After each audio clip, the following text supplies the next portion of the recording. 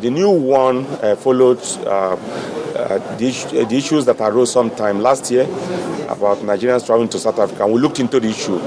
We actually found out that part of the confusion was that years ago, the National Council on Health, in their wisdom at that time, some decades ago, felt to make it easy for Nigerians to obtain it, they wanted to decentralize.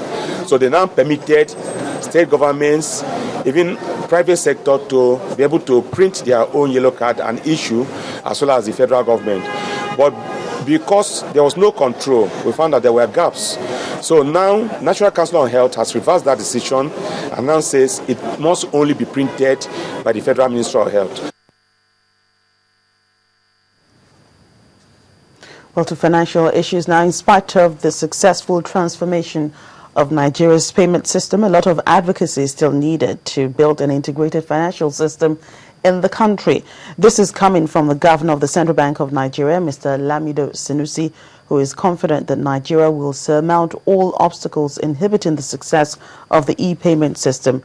Also, the Minister of Communication Technology, Mrs. Omobola Johnson, gave an assurance that rural areas will soon be fully integrated into the e-payment system. Both officials spoke at the International Conference on Payment Systems in Abuja.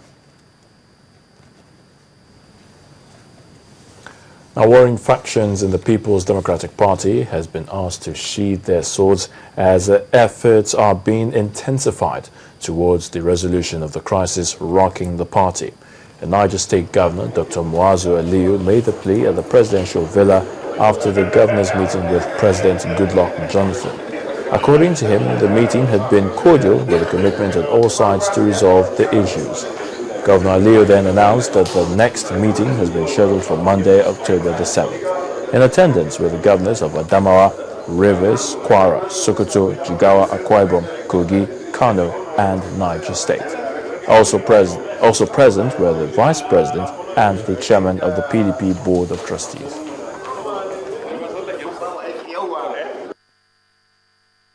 The governors of Adamawa, Niger, Rivers, Kwara, Sokoto, Jigawa, Akwa Ibom, Kogi, Kano, and Cross River States met with the President, the Vice President, and the Chairman of the Board of Trustees, and extensively deliberated on various issues over a 3-day period. The meetings were cordial and deliberation fruitful, with a clear commitment on all sides to resolve all issues raised at the meetings. The meeting also called on all parties to seize their sword and avoid further inflammatory comments on all issues, particularly during the course of our deliberations, as efforts are being made to resolve all differences. In the interim, all parties have undertaken to commence immediate actions and agreed towards a complete resolution of all matters, and to continue to meet until all processes towards full reconciliations are concluded amicably. The meetings will continue on Monday, the 7th of October, 2013. We use this opportunity, therefore, to thank all members of our party and supporters for their patience and understanding as we make sure and ensure that genuine progress towards resolving the differences are met. Niger State Governor Babangida Aliyu. To other news, contrary to fears being expressed by motorists, the Nigerian Police Force says it has not announced any plan to clamp down on cars over the vehicle registration issue. Well, police spokesperson Frank Ba told Channels Television that no deadline has been set on the biometric central motor registration, which has commenced today.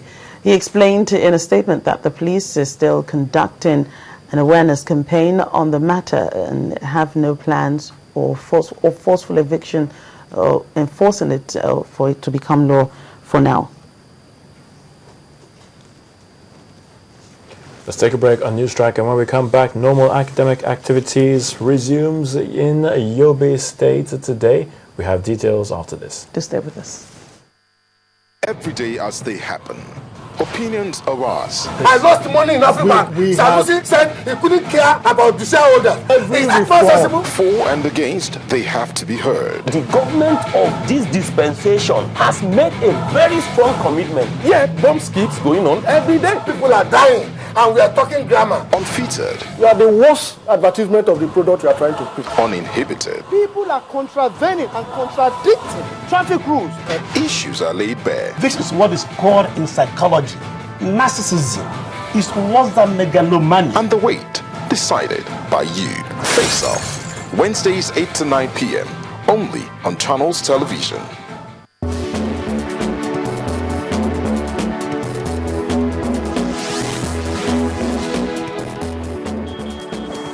Welcome back. All our top stories and other programs can be found on our websites, channelstv.com, as well as youtube.com/channelsweb. And to get us on the move, visit m.channelstv.com to view us live on the iPad, iPhone, and BlackBerry. You can download the Channels TV app for the Android and Nokia 920 devices from their respective stores. Now, after 10 weeks of shutdown of schools in Yobe State following the wave of attacks by the dreaded Boko Haram sect, normal academic activities finally resumed today across all the schools in the state. The state government had on Friday last week ordered the reopening of all primary and secondary schools in Yobe State, given the assurance that adequate measures have been taken to prevent further attacks. Our correspondent in Damaturu, who went round some of the schools, reports that the turnout of pupils and students in the schools is impressive. Meanwhile, the 2 schools that were attacked will have to wait for another 2 weeks pending the completion of repairs in those schools. So 29 students and 3 teachers were killed in the attacks, which the Boko Haram already claimed responsibility. Well, still with education, we go to Delta State now. The government today inaugurated the Education Marshall Project in Asaba. Governor Emmanuel Udoagan said his administration has already recruited 100 education marshals to monitor schools in the state. The Education Marshall Project is to ensure compliance by parents and guardians to the state's education policy to have all school-age children in classrooms during school hours. For her. Yes, who else? Who wants to talk? Smalley? Today we are here to launch the Educational Special Marshals. We are getting hundreds and thousands across the state. And we go around each time or during school hours to ensure that our children are in their classrooms.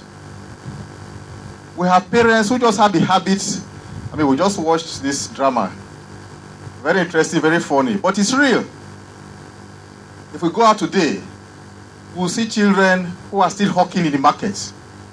And I want to thank the President of the National Council of Women's Society for making that commitment on behalf of women, on behalf of mothers, that our children will be in school.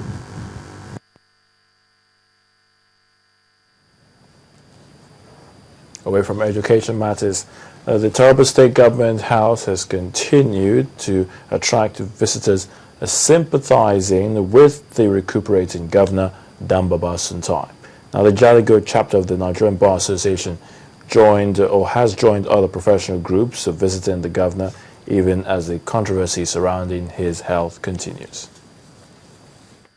Leading by 1. Yes. Sure. A game of drought occupies the recuperating governor at the government house.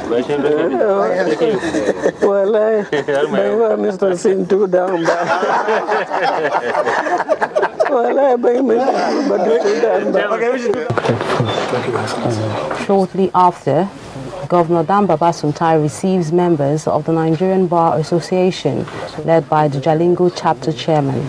Thank you, sir. I've only been reading about you in the papers. Thank you so much. Thank you so much. Thank you so much, Sister Fanny. You have prayed for us. Thank you, sir. Back in his office, the chairman of the MBA in Taraba State, Ibrahim F. Young, says that seeing is believing and he believes that the governor is doing well.